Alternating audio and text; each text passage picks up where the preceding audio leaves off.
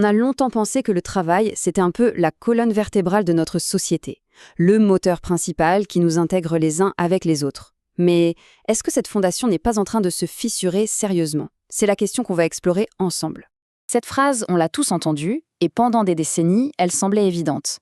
Le travail, ça rythmait la vie, ça créait des amitiés, ça donnait un statut. C'était bien plus qu'un simple gagne-pain, c'était une bonne partie de notre identité. Et c'est là toute la question.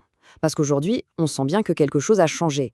Ce beau modèle se fissure de partout, le monde du travail se transforme, et son fameux pouvoir d'intégration, il est de plus en plus remis en cause. Alors, regardons d'un peu plus près ces fissures. Avant de plonger, il faut bien se rappeler d'une chose. Le travail, ça n'a jamais été juste une question de salaire à la fin du mois. Ça apporte des liens sociaux, un cadre, un rythme, le sentiment d'être utile. C'est tout cet écosystème qui est aujourd'hui menacé.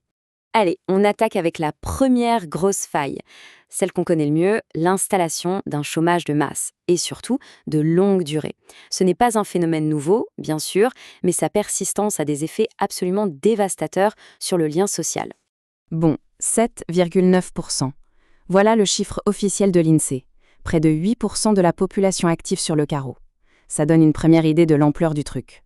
Mais croyez-moi, derrière ce pourcentage, la réalité est encore plus dure.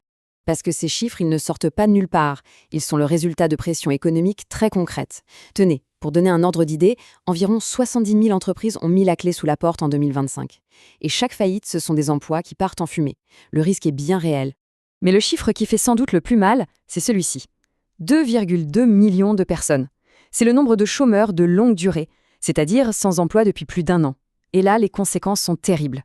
Quand on perd son emploi, c'est une véritable réaction en chaîne qui se met en place. L'insécurité financière, évidemment, c'est la première chose. Mais très vite, il y a l'isolement. Les liens avec les anciens collègues se distendent, même les sorties deviennent compliquées, le temps lui-même n'a plus le même sens, et plus ça dure, plus les dégâts sur l'estime de soi sont profonds.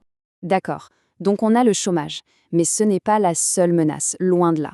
Une deuxième fissure s'est ouverte et elle est immense. Même quand on a un travail, celui-ci est de plus en plus instable. C'est le grand phénomène de la précarisation.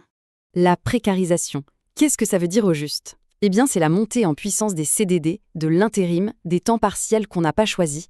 C'est vivre dans l'incertitude permanente, en alternant sans cesse des petites périodes de boulot et des périodes de chômage. Et là, on voit bien que deux mondes s'opposent. D'un côté, le CDI, avec sa stabilité relative qui permet de faire des projets, de louer un appart, de faire un crédit, et de l'autre, la précarité, où chaque fin de contrat est une angoisse et où on n'a jamais vraiment le temps de tisser des liens solides. Le fossé est énorme. Et le pire, c'est que cette précarité frappe en premier les jeunes.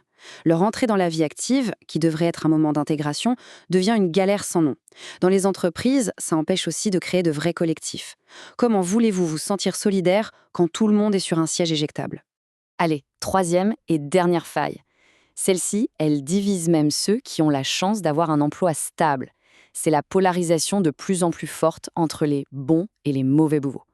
Une sorte de nouvelle hiérarchie à l'intérieur même du monde du travail.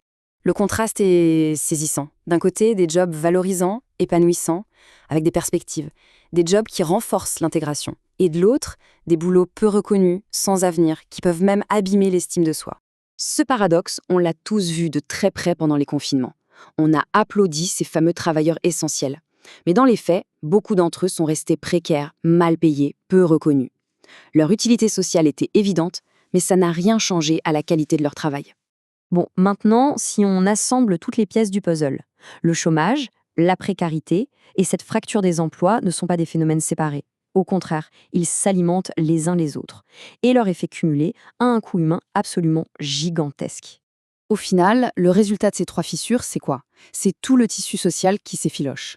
Pour les gens qui subissent ça, ça se traduit par un sentiment d'exclusion, par l'isolement, par l'insécurité permanente et, au bout du compte, par une perte de dignité. C'est l'érosion de ce qui nous relie les uns aux autres. Finalement, tout ça se résume à une idée assez simple mais fondamentale.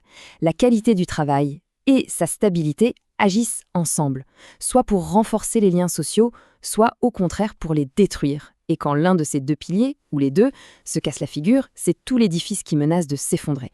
Et tout ça nous laisse avec une question vertigineuse. Si le travail, qui a été notre ciment social pendant si longtemps, n'arrive plus à jouer ce rôle, alors qu'est-ce qui va le remplacer ? Quelle autre force, quelle autre institution pourra tisser ce lien social dont on a désespérément besoin? La question, elle, reste grande ouverte.